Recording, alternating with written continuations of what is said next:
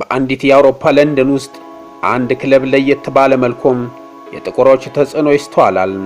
እነዚህ ጥቁሮች ከዚህ ቡድን ጋር ከኳስ ባሻገር አኗኗራቸውን አቆራኝተዋል። ከ50 በላይ ሀገራት በእንግሊዝ ቅኝ ግዛት ከነበሩት ውስጥ ጃማይካ አንዷ ነበረች። የሁለተኛው የዓለም ጦርነት ውድመትን አስከትሎ ካለፈ በኋላ እንግሊዝ ለመልሶ ግንባታ የሚውል ፈርጣማ ጉልበት ያላቸው ራሳቸውን ከበሽታና ከአየሩ የሚቋቋሙ የሰው ኃይል አስፈልጋት።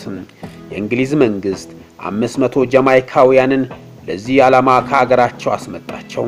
ከዛን ጊዜ በኋላም ከትውልድ ትውልድ እየተቀባበሉ የራሳቸውን የዘር ግንድ ባህል ጠብቀው ለንደን ከተሙ። ሆኖም በቀለማቸው ከፍተኛ እንግልትና ስቃይ ይደርስባቸው ነበር።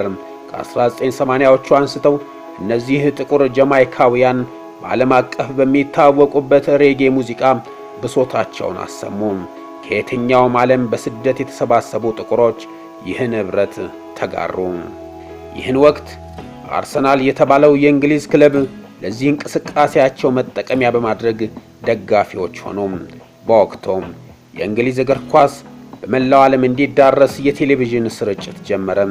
ይህን ጊዜ ሮቢ የተባለው ታዋቂው የሬጌ ሙዚቀኛ ትግላቸውን ከአርሰናል ጋር የሚያስተሳስር የግል ቴሌቪዥን ጣቢያ አቋቋመ። በ2002 አርሰናል ከሊድስ ጋር ባደረገው ጨዋታ 9 ጥቁር ተጫዋቾችን አሰለፈ። ይህ ክስተት እስከዛሬው የክለቡ ጉዞ ጥቁርና አርሰናል ቁርኝት እንዳላቸው ተደርጎ እንዲቆጠር ሆነ። በዕለቱ አርሰናል 9 ጥቁር ተጫዋቾችን በቋሚ አሰላለፍ ውስጥ በማካተት የፕሪሚየር ሊጉ የመጀመሪያው ቡድን ሆነ። መድፈኞቹ ከሜዳቸው ውጪ ሊድስ ዩናይትድን 4-1 ሲያሸንፉ ቴሪ ሆንሪ፣ ኖዋንኮ ካኑና ኮሎ ቱሬ ኳስና መረብን አገናኝተዋል። በለንደን ዩኒቨርሲቲ ኮሌጅ ፕሮፌሰር የሆኑት ዶክተር ኖኦንካ ብቃታቸው የዚህን ታሪካዊና በማንነት ላይ ያለውን ተጽዕኖ ከፍ አድርጎታል ሲሉ ተናግረዋል። ይህንንም ያሳኩትም ብቃታቸው መሆኑ ትክክለኛነቱን አስመስክሯል። ዶክተር ኖኦንካ ክለቡ ለጥቁሮች ባህላዊ ታሪክ ያበረከተው አስተዋጽኦ በቅርቡ ለህትመት በበቃው ብላክ አርሰናል በተሰኘውና በተባባሪ አርታይነት በተሳተፉበት መጽሐፍ ላይ ተካቷል። ከሰሜን ለንደኑ ክለብ ጋር ግንኙነት ያላቸው ሰዎች ምስክርነቶችንና ፎቶግራፎችንም አካቷል። እኔ ብሪቲሽ ናይጄሪያዊ ነኝ። ጥቁር በተለይም አፍሪካውያን ተጫዋቾችን በብሪቲሽ እግር ኳስ ተወክለው ማየቴ ለኔ ትልቅ ነገር ነው ብለዋል። በመጽሐፉ አርሰናል በፕሪሚየር ሊጉ ጥቁር ተጫዋቾች ይበልጥ እንዲጫወቱና በኤሚሬትስ ስታዲየም የጥቁር ሴት ደጋፊዎች ቁጥር እየጨመረ እንዲመጣም የተደረገው ጥረት ተተንትኗል። ብዙም ጥናት ባይደረግበትም ጥቁሮች ከአርሰናል ጋር ስላላቸው ግንኙነት በጣም አስፈላጊ የሆነ ነገር እንዳለም ሁልጊዜም ይሰማኝ ነበር ብለዋል ዶክተር ኖኦንካ። አርሰናል ስል ለጥቁሮች የአርሰናል ባህል ምን ያህል አስፈላጊ እንደሆነ መግለጽ ነው ሲሉ ዶክተር ኖኦንካ አክለዋል። ክለብ ሲባል ጡብና ሲሚንቶ ማለት ሳይሆን አርሰናል በጥቁሮች ባህል ውስጥ የሚጠቀስባቸው ናቸው። ይህ ደግሞ በስራ ቦታ ጸጉር ማስተካከያዎችና በቤተ እምነቶች ሊሆን ይችላል። ኢያን ራይት በአውሮፓውያን በ1990ዎቹ ውስጥ ላደጉ ብዙ ጥቁር የአርሰናል ደጋፊዎች ምልክት ሆኖ ይታያል። የወርቅ ጥርሶም፣ የግርማ ሞገሱ ስብዕናና የጎል ረሃቡ ይጠቀሳሉ። ለጥቁር አርሰናል ተጫዋቾች ማሳየነት ቢነሳም ብዙ የመድፈኞቹ ደጋፊዎች አይቃወሙትም። ለዶክተር ኖኦንካና ለሌሎች ናይጄሪያውያን ግን ሌላ ኮከብ ተጫዋች ቀድሞ ይነሳል። እንደ አውሮፓውያን አቆጣጠር በ1996 አርጀንቲናን አሸንፈው የኦሎምፒክ ወርቅ ሜዳሊያ ያገኘውን የናይጄሪያ የኦሎምፒክ እግር ኳስ ቡድን አይዘነጋም። በተለይም ብራዚልን በግማሽ ፍጻሜ ሲያሸንፉ ወሳኙን ግብ ያስቆጠረው ሰው ቀድሞ ብቅ ይላል። ኖዋንኮ ካኑ በኢሞ ግዛት የተወለደው አጥቂው በአውሮፓውያን 1999 ነበር ከጣሊያኑ ኢንተር ሚላን አርሰናልን የተቀላቀለው። እርሱ አርሰናልን መቀላቀሉ ለእኔና እንደኔ ላሉ ሰዎች ልዩ ባህላዊ ጠቀሜታ ነበረው። በወቅቱ የአርሰናል አሰልጣኝ የነበሩት አርሰን ቬንገር ከ1996 እስከ 2018 በቆዩባቸው 22 ዓመታት የአፍሪካና የፈረንሳይ ኮከብ ተጫዋቾችን በማስፈረም ይታወቃሉ። ቡድኑ ሲዳከም የእንግሊዝ ታብሎይድ ጋዜጦች ስም ያላቸውና የእንግሊዝን ሊግ የሚያውቁ ተጫዋቾችን ማስፈረም አለባቸው እየተባሉ ይብጠለጠሉ ነበር። ፈረንሳዩ አሰልጣኝ አርሰናልን በ2003-2004 የውድድር ዓመት የሊጉን ዋንጫ እንዲያሸንፍ ሲረዱ ትልቅ ክብር ተቸራቸው። ዋንጫ ብቻ አልነበረም ያገኙት። የቬንገር ቡድን አንድም ጨዋታ አልተሸነፈም። ይህ ታሪክ ሊደገም አልተቻለም።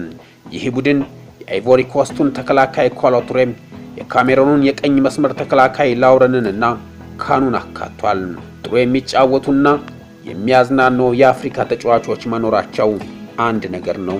በእነዚህ ተጫዋቾች ማሸነፍ ደግሞ ለውጥ ያመጣል ብለዋል ዶክተር ኖኦንካ። ይህን ስኬት ሞዴል የተከተለው የለንደኑ ተቀናቃኝ ቼልሲ በአሰልጣኝ ኦዜ ሞሪኒዮ ስር ውጤታማ ሆኖበታል። የአይቮሪ ኮስቱን ዲዲር ድሮግባ፣ የጋናውን ማይክል ኢሴን እና የናይጄሪያዊን ጆን ኦቢ ሚካኤል ተጠቃሽ ተጫዋቾች ናቸው። ጥቁር እግር ኳስ ተጫዋቾቹ አስደናቂ ስኬት ቢያስመዘግቡም ዘረኝነት ግን ሜዳ ውስጥ ብቻ ሳይሆን ከሜዳ ውጪም ተከትሏቸዋል።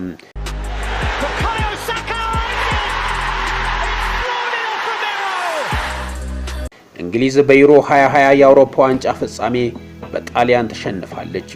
ሽንፈቱን ተከትሎ ቡካዮ ሳካ፣ ጃዳን ሳንቾና ማርከስ ራሽፎርድ በጨዋታው የመለያ ምት በመሳታቸው በበይነ መረብ ላይ የዘረኝነት ጥቃት አስተናግዷል። ከዚህ ጋር በተያያዘም 11 ሰዎች በቁጥጥር ስር ያሉ ሲሆን አርሰናል ለሳካና ለሶስቱ አናብስት የቡድን አጋሮቹ የድጋፍ መግለጫ አውጥቷል። ይህ ሊቀጥል አይችልም። የማህበራዊ ሚዲያ መድረኮችና ባለስልጣናት ተጫዋቾቻችንን በየቀኑ የሚደርስባቸውን አጸያፊ ጥቃት በፍጥነት መቆሙን ለማረጋገጥ እርምጃ መውሰድ አለባቸው ብሏል። ሳካ ላይ የሚደርሰው ጥቃት አልተቋረጠም። ባለፈው ዓመት በኖቲንጋም ፎረስት ከተሸነፉ በኋላም ጥቃት ተሰንዝሮበታል። በዚህ የውድድር ዘመን በሁሉም የእንግሊዝ የእግር ኳስ እርከኖች በብዛት ተመዝግበው የመድሎ አይነት ዘረኝነት እንደሆነ በጸረ መድሎ ላይ የሚሰራው ኪክ ኢት ሃውት ያሰባሰበው መረጃ ያሳያል። ከአናሳ ማህበረሰቦች የመጡ ተጫዋቾች በበይነ መረብ ኢላማ ይደረጋሉ። በሚወክሉት ብሔራዊ ቡድን ሀገር ተወልዶ ቢያድጉም የህብረተሰቡ አካል እንዳልሆኑ ይነገራቸዋል። የዘር ጥላቻ ጥቁር ተጫዋቾችን ለመግለጽ በሚጠቀሙበት ቋንቋም የተጠናከረ ነው ብለው ዶክተር ኖኦንካ ያስባሉ። በዘር የተከፋፈለ የሚያገል አሉታዊና አላዋቂ ሆነውም ያገኟቸዋል።